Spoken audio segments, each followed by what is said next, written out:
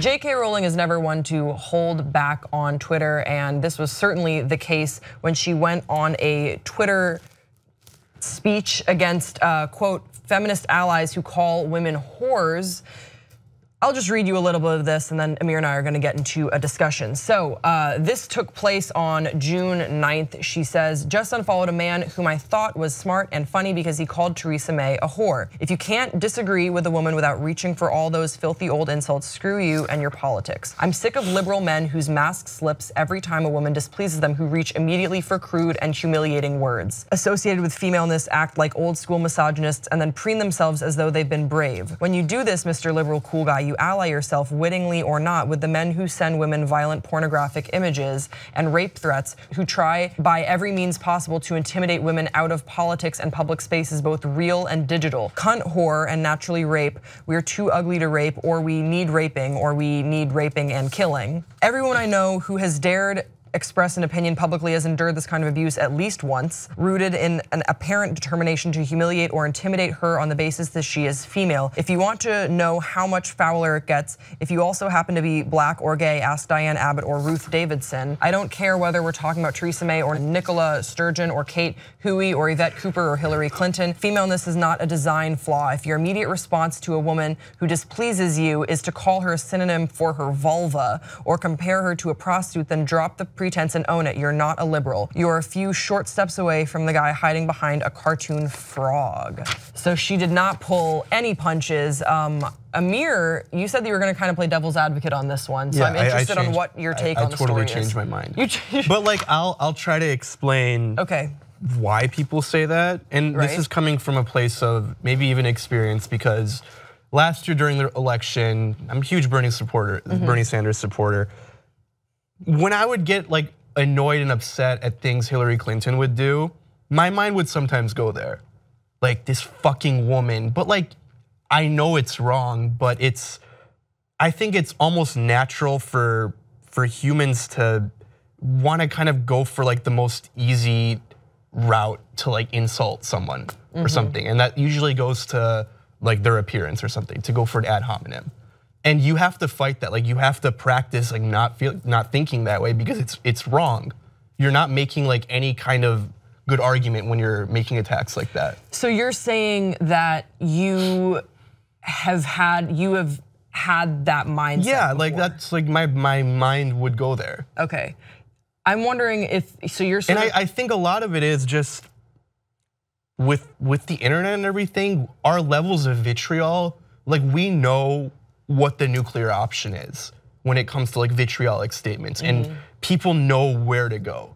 And that's like what all that cunt rape stuff, that's where that comes from. Like, I don't think like 20 years ago people were making those kinds of insults to politicians or whatever. I think maybe they were, but I think it was, a little bit more veiled, because we didn't have the anonymity of the internet, where you can sort of post something and you're not really held accountable for it. Maybe you'd say something to your buddy, or you'd say something behind closed doors and you would get it out of your system, you wouldn't feel anything by it. But now it lingers in the internet, and we have decided that it's okay, that it's okay to say these things. I don't know. I definitely know what she means by sort of what feels like a fake allyship. I think that that's something I've experienced a lot of times before. But I also know that like if I don't like something that a guy is doing, I'll call him a dick. Is that different than a guy calling a woman a cunt? And I'm like, well, yes, it is different, because women come from a marginalized position. So yes, but also I'm guilty of that too, in a reverse way. But then I feel like we're talking about reverse sexism, which I don't know where I land on things like that. But what I will say is that I think that JK was really great in her wording here. Is that you shouldn't revert to the ugliest words that the English language have to offer. That's when what you I was trying to get with to. Someone. And like, unfortunately, it has gone to that, where people, more often than not, they go for the fucking nuclear option when they want to like send a mean tweet to someone they hate.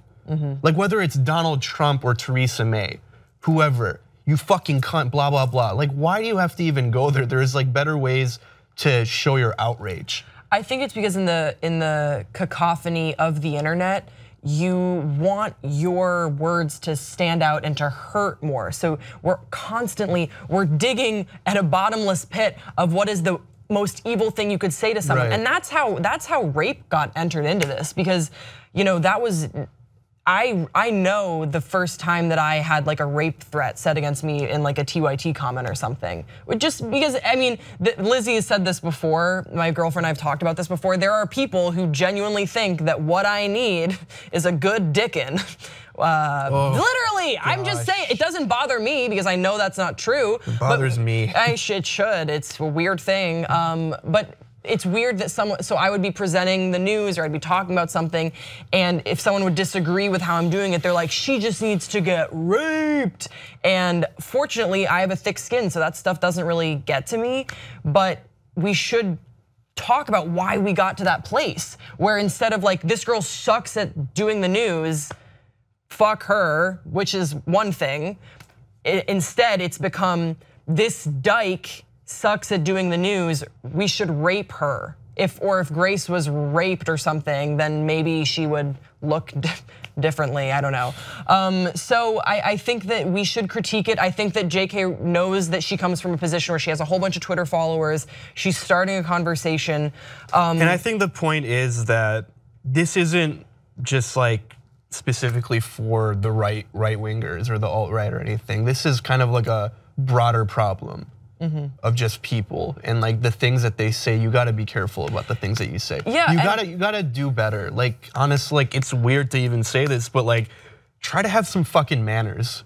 Well, and I say that as I say fucking, but as we sit with like no, yeah, try to have some manners. Why can't you apply? Why can't you apply the same level of just if you were talking to someone in person? Why can't you replicate that when you're typing in a comment section? No, I mean, I completely agree. And what I think that she did that I really respect is that she is holding her own side accountable. I believe that she would identify as a liberal. Yeah.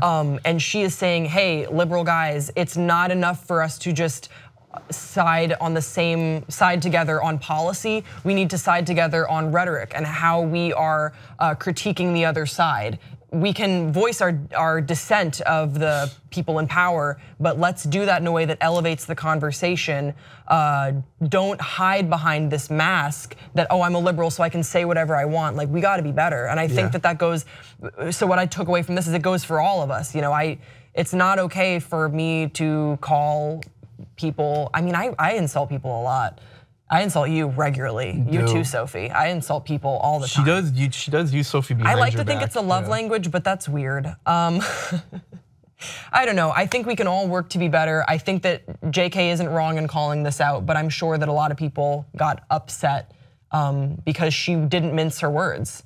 So with that said, we want to hear from you guys in the comment section below. What did you think about what JK Rowling said on Twitter? Are you a Harry Potter fan? Sure, let's talk about that. Don't forget to subscribe to this channel, and we will see you next time on Pop Trigger.